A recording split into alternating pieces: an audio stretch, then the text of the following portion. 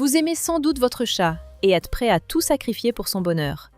Votre attachement est si fort que vous seriez prêt à donner votre vie pour lui, à le protéger à tout prix. Cependant, que diriez-vous si je vous disais qu'en ce moment même, vous pouvez lui faire du mal et lui briser le cœur, sans en avoir conscience? Je ne parle pas d'abus ou de maltraitance, que des propriétaires consciencieux évitent strictement.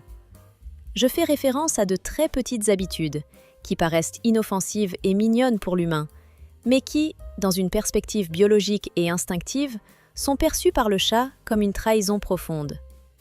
Selon les dernières recherches des vétérinaires comportementalistes et spécialistes du comportement animal, il devient évident que la majorité des chats domestiques vivent dans un état d'anxiété et de tension chronique, causés précisément par leurs propriétaires. Dans cette discussion, je vais aborder 12 erreurs courantes que vous commettez peut-être chaque jour sans le savoir et qui nuisent à votre animal. Il est crucial d'écouter jusqu'à la fin, car sous le numéro 12 se trouve une habitude que 90% des gens pratiquent quotidiennement, pensant qu'ils manifestent ainsi leur amour. Mais en réalité, c'est cette habitude qui active chez votre chat son instinct de survie, de la même façon qu'un animal sauvage luttant pour sa vie. Alors, examinons si vous êtes en partie responsable de vos actes. Commençons par une habitude que beaucoup considèrent comme une manifestation d'affection et de soin, le syndrome des câlins forcés. En quoi consiste-t-elle? Apparemment, cela paraît être une expression d'amour et de tendresse. Vous remarquez quelle est la posture de votre animal. Il est robuste, duveteux, et selon votre logique humaine, vous décidez de le prendre dans vos bras, de l'étreindre contre votre poitrine et de le tenir fermement dans vos bras, pensant qu'ainsi vous exprimez votre douceur et votre sollicitude. Beaucoup pensent que le chat le souhaite lui-même. Il sourit avec sa fourrure douce, peut-être même ronronne, et tout cela semble très touchant et mignon. Cependant, la majorité des gens ne comprennent pas la physiologie et la psychologie de ces animaux. Ils croient que les câlins provoquent chez le chat une libération d'ocytocine, comme chez l'humain. Mais en réalité, la situation est tout autre sur le plan évolutif. La seule situation où un chat reste totalement immobile, appuyé contre un autre corps et ne tente pas de s'échapper, c'est lorsqu'il est pris au piège par un prédateur, au bord de la vie ou de la mort. C'est ce scénario qui est inscrit dans sa mémoire biologique. Pour cette raison, même une courte retenue forcée du chat dans vos bras lui cause un stress intense. Dans son organisme, la libération de cortisol, l'hormone du stress qui signale le danger, se produit instantanément. Pour le chat, la perte d'opportunité de fuir ou d'échapper est une menace extrême, perçue comme un danger immédiat pour sa vie. Lorsque le propriétaire, en se distrayant, continue à retenir le chat, en ignorant ses tentatives de s'échapper ou de partir, il ne manifeste pas d'amour. En réalité, il lui dit « Tu es ma propriété, je ne respecte pas ton espace personnel, je suis une menace pour toi ». Un tel comportement détruit la confiance que l'animal pourrait développer, et à l'avenir, il le conduit à éviter l'humain. Au lieu d'un contact chaleureux et réconfortant, apparaît un mur de méfiance. Passons à l'erreur suivante, courante, liée au regard intense. En quoi consiste-t-elle? Si le premier point vous semblait évident ou insignifiant, préparez-vous à y prêter une attention plus approfondie, car c'est précisément celui-là qui, en pratique, entraîne de nombreuses difficultés dans la relation avec le compagnon. Nombreux sont ceux qui ont l'habitude de fixer leur chat sans cligner des yeux, de manière longue et insistante, dans l'espoir d'établir un lien particulier ou simplement pour admirer sa beauté. La perception de ce comportement chez l'humain est bien ancrée. Un regard direct est considéré comme un signe d'honnêteté, d'ouverture et de bonne volonté. Cependant, dans le langage corporel du chat, cette fixation immobile et prolongée lors ne signifie pas des sentiments affectionnés, mais indique plutôt une domination ou une menace potentielle. Ce geste, peureux ou agressif, envoie un signal que l'un des participants au conflit est prêt à en découdre. La réaction instinctive puissante du chat face à cela est l'anxiété et le stress, car son cerveau perçoit instantanément ce regard comme une menace. Lorsque vous, humain, étant 10 fois plus gros que votre animal, fixez intensément ses yeux sans cligner au préalable, elle a la sensation que sa supériorité est contestée. Dans ce cas, le chat commence à penser que quelqu'un l'accuse ou l'invite à une confrontation, ce qui provoque en lui une tension intérieure très forte. Finalement, il perçoit ce regard comme un défi, ce qui peut affaiblir la confiance envers l'humain et accroître le malaise émotionnel. Et le moyen le plus simple et doux de montrer votre bienveillance est d'utiliser la technique du clignement lent.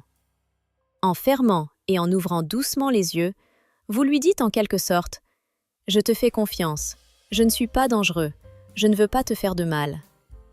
Ce geste léger et discret lui montre que vous pouvez la considérer comme une égale, que vos intentions sont sincères et bienveillantes. Et c'est précisément cela qui instaurera la véritable connexion que vous recherchez tant. Quant au troisième point, il mérite une attention particulière, car c'est souvent lui qui provoque des désaccords et des malentendus entre propriétaires et leurs animaux.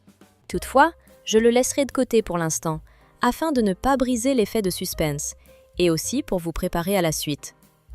Dans les conclusions suivantes, nous analyserons comment certaines habitudes, fondées sur de bonnes intentions, peuvent briser la confiance et l'harmonie dans la relation avec votre chat, et ce qu'il faut faire pour rendre votre soin d'elle aussi doux et respectueux que possible. Souvenez-vous, même les manifestations d'amour qui semblent les plus innocentes exigent une compréhension correcte de ses véritables besoins, afin de ne pas lui nuire, mais plutôt de lui offrir véritablement un sentiment de sécurité et de chaleur. La torture avec une baguette laser, illusion dangereuse et véritable risque pour la santé. Ce point suscite de vives controverses parmi les propriétaires d'animaux domestiques, car à première vue, il paraît inoffensif, voire même amusant. Jouer avec un chat avec une baguette laser. En apparence, qu'y a-t-il d'inhabituel? Vous allumez la laser, dirigeant un point rouge brillant sur les murs et les sols, et votre félin se précipite derrière lui, sautant et essayant de attraper cette flamme insaisissable. Il court dans les pièces, saute joyeusement sur les murs ou les fauteuils, respire lourdement, tandis que vous admirez son enthousiasme et son dévouement ridicule au jeu. À première vue, tout semble inoffensif et même bénéfique. Le chat dépense de l'énergie, développe des compétences de chasse, et vous trouvez cela amusant et agréable. Peut-être pensez-vous que c'est la manière idéale de divertir votre chat, puisqu'il semble jouer à chat et à la poursuite sans jamais se fatiguer. Mais il faut réfléchir également aux aspects cachés de ce divertissement. Vous oubliez la véritable nature de l'instinct de chasse de votre compagnon à fourrure. Le cerveau du chat, par sa nature, est programmé pour l'un des cycles les plus puissants et complexes, le cycle de récompense, renforcé par l'hormone dopamine. Il doit compléter ce cycle, sentir la proie sous ses griffes, goûter à la victoire, expérimenter le sentiment de succès. Et la capture réussie constitue le moment clé de ce processus. Or, la lumière laser, hélas, ne permet pas de ressentir cette satisfaction ultime, car le point laser est un objet insaisissable, impossible à attraper. Il court après lui jusqu'à épuisement, mais ne peut réellement le capturer, ni ressentir que la victoire lui revient. Cela mène à ce qu'on appelle la frustration cognitive, un état de déception intérieure et de malaise psychologique qui s'accumule chez le chat.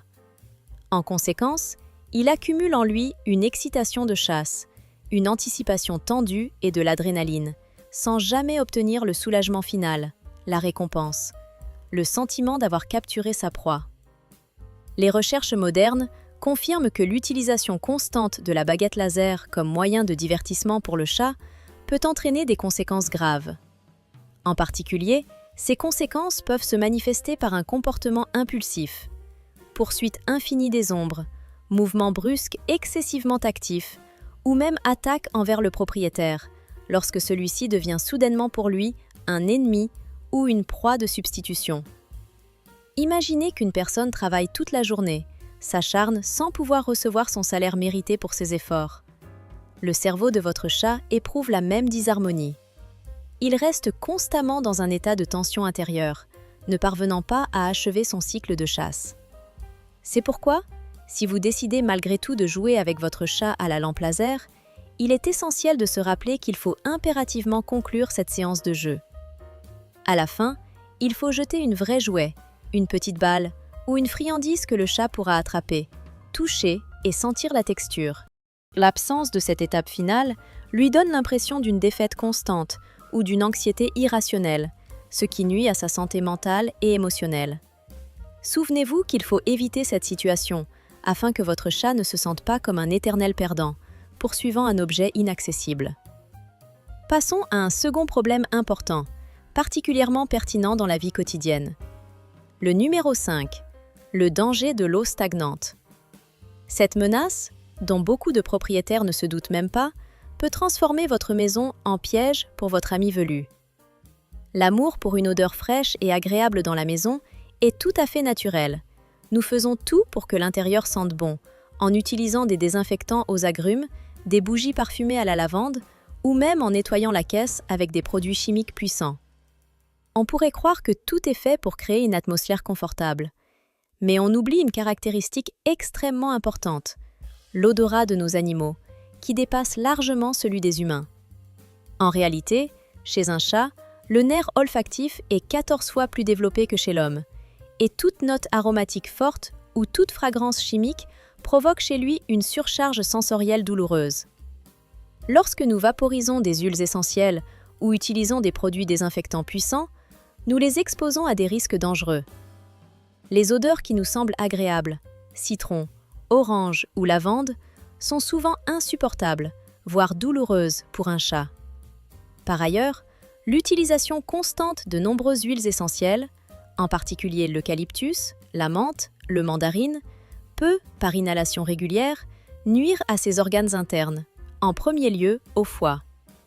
Quant au nettoyage de la litière, l'usage systématique de produits chimiques forts compromet sa sécurité, car ces substances détruisent non seulement les odeurs à peine perceptibles pour l'humain, mais aussi ses propres marques territoriales.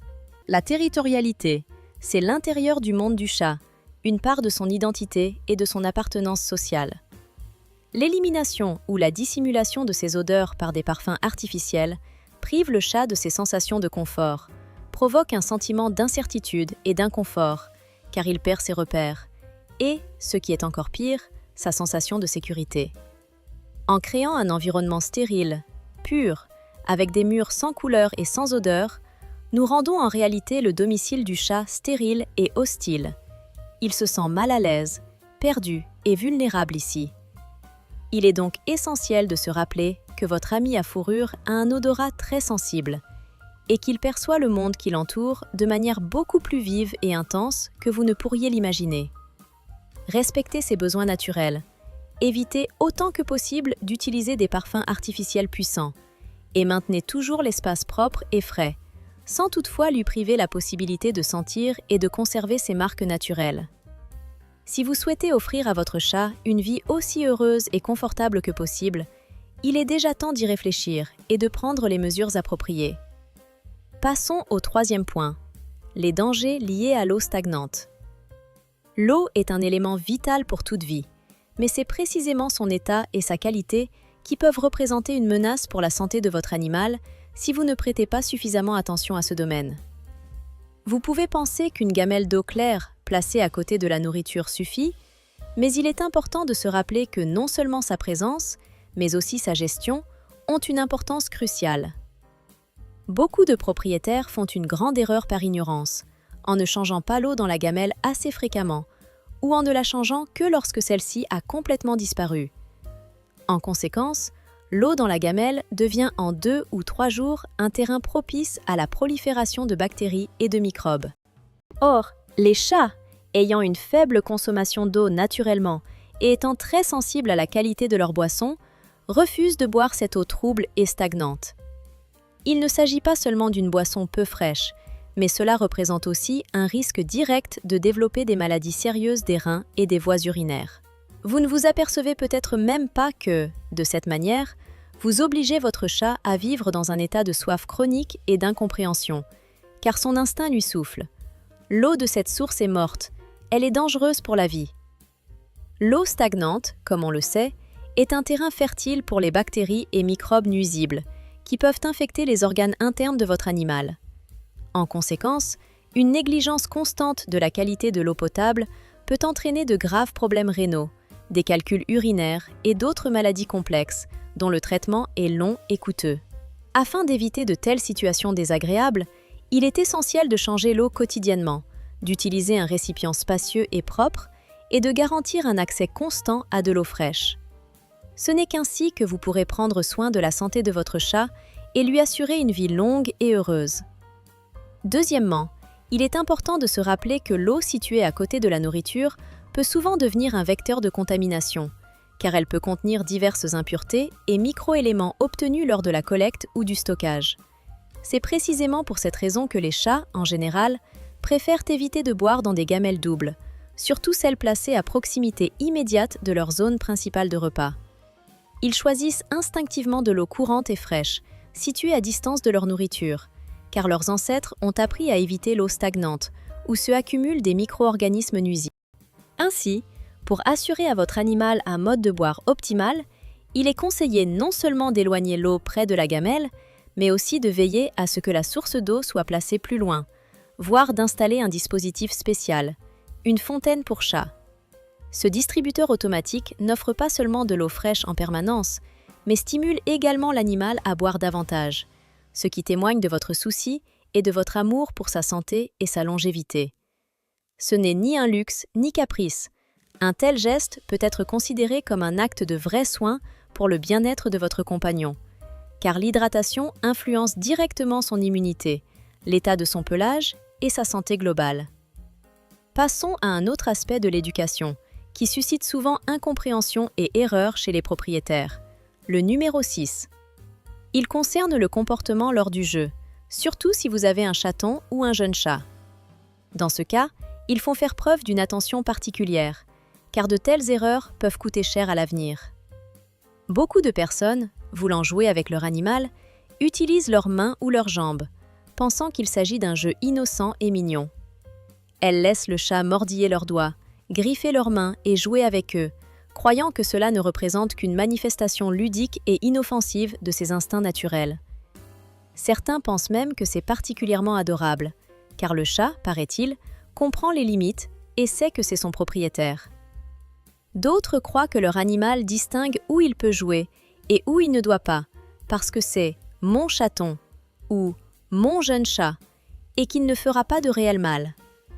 Cependant, toutes ces hypothèses sont erronées, car pour un chat, la différence entre le jeu et l'agression est une frontière très mince, qui, en réalité, n'existe presque pas.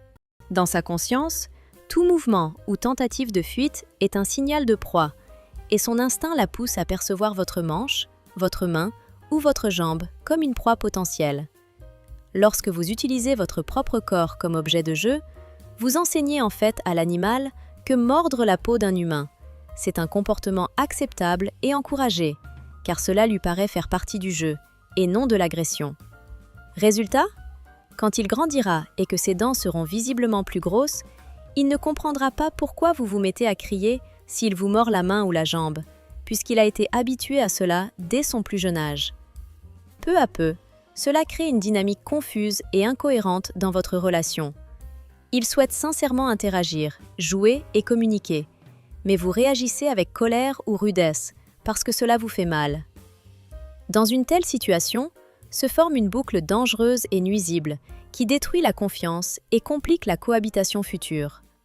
Plus il est évident et approprié pour les deux parties d'établir des limites, plus il y a de chances que votre relation soit empreinte de respect et de compréhension. La meilleure approche consiste à répartir les rôles et les zones. La peau humaine pour caresser et les jouets pour mordiller et griffer, tout en contrôlant strictement afin d'éviter que le chien ne confonde les frontières. Passons à un sujet important, le numéro 7, qui concerne les heures nocturnes et les habitudes de votre chat. De nombreux propriétaires sont perplexes et irrités par le comportement de leurs animaux durant les heures tardives ou très matinales, surtout si leur chat commence à miauler, griffer la porte ou même faire tomber des objets vers 4 heures du matin. Dans ce cas, il est tentant d'approcher immédiatement et de lui donner un peu de nourriture pour arrêter ses protestations ou ses caprices. En cherchant à satisfaire, beaucoup pensent que cela aidera leur animal à dormir et que le chat, affamé ou fatigué, cessera ce comportement. Cependant, il est important de comprendre que ces actions constituent une sorte de programme d'entraînement qui façonne également les attitudes dans l'esprit de l'animal. Lorsque vous répondez systématiquement au miaulement précoce en lui donnant une friandise ou de la nourriture, vous créez une fausse chaîne. Le chat comprend avec le temps que s'il fait du bruit, son propriétaire se réveillera et lui donnera la récompense désirée. Les chats sont des animaux crépusculaires. Leur pic d'activité se situe à l'aube et au crépuscule. Si vous stimulez ce rythme, en lui donnant à manger tôt ou en encourageant ses comportements bruyants, vous créez sérieusement dans son cerveau un cycle qui engendre une dépendance et une excitation nerveuse constante, ce qui complique à la fois son repos et votre sommeil. La meilleure solution est de modifier le mode de vie de l'animal pour l'aider à mieux s'adapter. Cela inclut des jeux actifs avant le coucher et un repas tardif. De cette façon, elle se couchera fatiguée et rassasiée, et votre sommeil ne sera pas continuellement perturbé par ses caprices nocturnes. En fin de compte, il est important de ne pas céder à ces exigences, mais de corriger correctement le rythme pour que votre repos et sa santé soient en harmonie. Ainsi, il ne faut pas devenir prisonnier des habitudes du chat, ni céder à ses caprices, car cela ne ferait qu'aggraver une situation déjà malencontreuse. Enfin, le dernier point, le 8e, concerne l'utilisation de pulvérisateurs pour punir, méthode que beaucoup considèrent encore comme efficace et habituelle en éducation. Si vous continuez à utiliser cette méthode, nous vous recommandons vivement d'arrêter et de réviser votre tactique. Lorsque l'animal fait quelque chose de mal, par exemple grimper sur la table, vous lui pulvérisez immédiatement de l'eau pour lui faire comprendre que son comportement est inacceptable. Cette méthode repose sur la peur, car l'eau ne cause pas de douleur physique et semble inoffensive. Cependant, avec le temps, elle provoque chez le chat une sensation confuse de danger et d'angoisse, car il associe cette procédure désagréable à son maître, et non à l'action en soi. En conséquence, au lieu de comprendre ce qui se cache derrière ce comportement et d'apprendre à fixer des limites, l'animal commence à vous percevoir comme une entité imprévisible et dangereuse. Au lieu d'apprendre, elle continuera à grimper sur les meubles ou à adopter un comportement indésirable, car elle perçoit votre punition comme une menace plutôt que comme une instruction. En fin de compte, cette méthode conduit à transformer l'éducation en un mécanisme de consolidation de la peur, et la confiance entre le propriétaire et l'animal disparaît. C'est une méthode inefficace et même nuisible, qui, avec le temps, ne fait qu'aggraver la relation et entrave le développement d'une coopération saine, basée sur la confiance et le respect. Un chat qui a peur de son propriétaire semble vivre en permanence au bord de la crise de nerfs. Cet état provoque souvent chez lui non seulement un stress intense, mais aussi de graves problèmes de santé, parmi lesquels les troubles urinaires sont les plus courants, ainsi que l'apparition de comportements agressifs. Il est important de se rappeler que dans de telles situations, il faut privilégier des approches basées sur le renforcement positif ou recourir à des moyens dissuasifs qui ne nécessitent pas de contact direct ou l'usage des mains. Votre tâche est de devenir une source de sécurité pour votre animal, et non la cause de sa peur constante et de son anxiété. Il convient également d'aborder une erreur fréquente: laisser un seul chat à la maison pendant de longues heures. De nombreuses études et expériences pratiques montrent que cette habitude détruit souvent l'état émotionnel de l'animal. Imaginez, 8, 10 ou même 12 heures d'affilée, le chat reste seul, sans la présence humaine. Cette solitude prolongée est presque entièrement compensée par un minimum d'interaction, car lorsque le propriétaire revient à la maison, il est très fatigué et ne prête probablement pas autant d'attention à son animal qu'il le souhaiterait. En conséquence, l'animal ressent un sentiment d'abandon et de désespoir, car on considère généralement que les chats sont des êtres libres et indépendants, qui n'ont pas besoin de compagnie constante. Mais c'est l'une des idées reçues les plus répandues qui circulent depuis longtemps parmi les gens. En réalité, c'est faux. Les chats vivent dans la nature au sein de structures sociales complexes. Ils ne sont pas des chasseurs solitaires ou des créatures totalement autonomes en termes d'isolement social. Leur comportement est très flexible. Ils peuvent former des communautés relativement stables ou établir des liens au sein de colonies. Des études montrent que l'absence de stimulation sociale suffisante, c'est-à-dire de attention et de communication, provoque chez le chat ce qu'on appelle le syndrome de l'ennui, un état conduisant à divers problèmes, notamment le surpoids dû à la suralimentation, l'automutilation sous forme de rayures, ainsi qu'une dépression profonde. L'état intérieur de l'animal, manifesté par un sommeil excessif et de l'apathie, ne témoignent pas d'une harmonie et d'une détente complète, mais plutôt d'une détresse intérieure et d'un sentiment d'impasse. Ces animaux passent souvent leur journée à attendre le retour du propriétaire, comme s'ils étaient attachés à une porte ou une fenêtre. Dans ce cas, le monde qui l'entoure, sa propre maison, c'est toute son existence. Si vous ne pouvez pas assurer sa présence constante, envisagez de prendre un deuxième animal ou d'enrichir considérablement son environnement. Il est extrêmement important pour un chat de sentir qu'il n'est pas totalement abandonné ou sans soutien. La solitude silencieuse et prolongée est l'une de ces affections qui cause peut-être la douleur la plus intense à un être social, tel que le chat. Une autre erreur critique consiste à négliger la propreté de sa litière. Approcher sévèrement l'état du bac, c'est comme tenir votre chat dans des toilettes publiques sales et abandonnées, dans des conditions auxquelles il ne peut clairement pas résister. Souvent, les propriétaires le nettoient 1 ou 2 fois par semaine, ou attendent que son odeur devienne si forte qu'il est impossible de l'ignorer. Et ils pensent, en quelque sorte, que l'animal continuera quand même à utiliser cette litière, donc ce problème n'est pas si important. En réalité, le chat est un être très pudique et propre, qui sent l'odeur d'ammoniac bien avant qu'elle ne devienne perceptible à l'humain. Lorsqu'il laisse sa litière sale et désordonnée, il supporte cela jusqu'au dernier moment pour ne pas entrer dans cet endroit rempli de mauvaises odeurs. Une telle situation lui provoque un stress extrême, car le fait de rester longtemps dans un espace sale et désagréable peut entraîner la formation de cristaux dans la vessie, des formations dangereuses qui provoquent des obstructions et des infections. Ces maladies peuvent devenir mortelles en très peu de temps, en seulement quelques jours. Utiliser une litière sale n'est pas une simple négligence, mais une grave blessure à la psyché et au corps de votre animal. Imaginez devoir utiliser des toilettes qui n'ont pas été nettoyées depuis 1 semaine. En faisant cela, vous portez atteinte à sa dignité et aggravez sa santé. Un nettoyage quotidien régulier de la litière est une tâche simple qui constitue une prophylaxie importante et un soin pour la santé de l'animal, car c'est ainsi que l'on montre du respect pour sa dignité et son confort. Pour conclure, il faut souligner un autre problème important, le chaos et le bruit constant dans la maison. Beaucoup de propriétaires sont habitués à un environnement chargé et bruyant, mais pour un chat, ces conditions peuvent être perçues comme un concert de rock insupportable, qui semble ne jamais s'arrêter, ne serait-ce qu'1 seconde.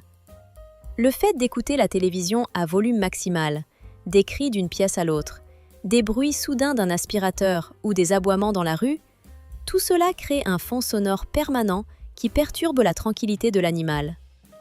Pour un chat, l'ouïe est un organe extrêmement développé et sensible, conçu par la nature pour capter même les plus petits mouvements de souris à plusieurs mètres. À ces moments-là, un bruit fort et soudain active ce qu'on appelle le système nerveux sympathique, responsable des réactions de fuite ou combat. Vivre dans un tel environnement devient un état constant d'hypervigilance, où le chat ne peut pas se détendre complètement ni se déconnecter. Le cerveau est toujours en état de tension, comme s'il attendait le prochain son ou mouvement inattendu. Si votre maison est dominée par le chaos et le vacarme, il est très important de créer pour votre chat un refuge sûr et séparé, une salle ou un coin où personne ne dérangera, où il pourra se cacher et se sentir en sécurité. Cela doit devenir son espace personnel de tranquillité, où il pourra désactiver ses radars et offrir à son esprit une pause bien méritée. En faisant cela, vous lui offrirez le silence et la sérénité nécessaires, le protégerez des irritations constantes et du stress que toute âme sensible et sociable perçoit très intensément. Nous approchons de la partie la plus importante de cette liste, ces questions qui restent souvent sans la pleine attention qu'elles méritent, mais dont dépendent directement la santé et le bien-être de nos amis à fourrure. Il s'agit de l'erreur numéro 12. Cette erreur qui occupe à juste titre une place particulière, parce qu'elle devient le plus souvent la cause du fait que les propriétaires vivent dans un état de regret constant et de tourments intérieurs. C'est cette erreur qui provoque perplexité, désarroi et anxiété, qui envahissent la majorité des amoureux des chats lorsqu'ils constatent que leur animal change de comportement et de signes de bien-être habituels. Vous remarquez que votre chat devient nettement plus calme que d'habitude. Il passe beaucoup plus de temps dans un sommeil paisible et réfléchi. Vous vérifiez. Et en effet, il dort 2, 3, voire parfois 4 fois plus qu'à l'accoutumée. Ce qui vous inquiète, c'est que l'animal a cessé de se déplacer à grands sauts sur les meubles hauts. Il montait habilement aux armoires, étagères ou débarras, et semble avoir disparu de l'espace commun. Certains propriétaires remarquent que leur chat commence à se cacher sous le lit ou dans des recoins reculés, qui auparavant lui semblaient inaccessibles ou inutiles. À ce moment-là, une pensée vous traverse. Peut-être qu'il vieillit simplement, qu'il est fatigué, ou que ce jour-là, il n'a pas le moral.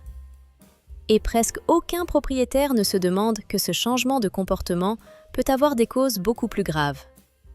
Nous croyons sincèrement que si le chat souffrait réellement, il montrerait forcément des signes de douleur, par des cris, des miaulements, des sons plaintifs, peu importe à quel point son état serait grave.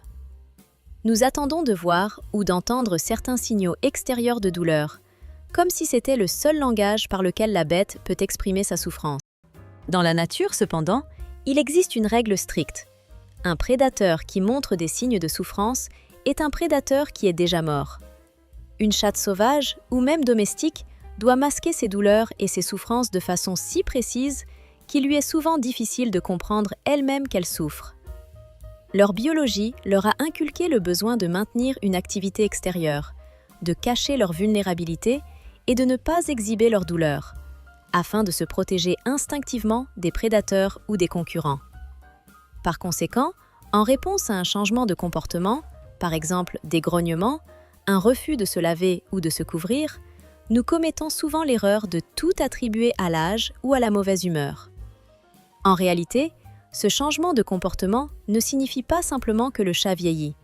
C'est un appel urgent à l'aide qu'il adresse en utilisant la méthode la plus accessible à ses yeux.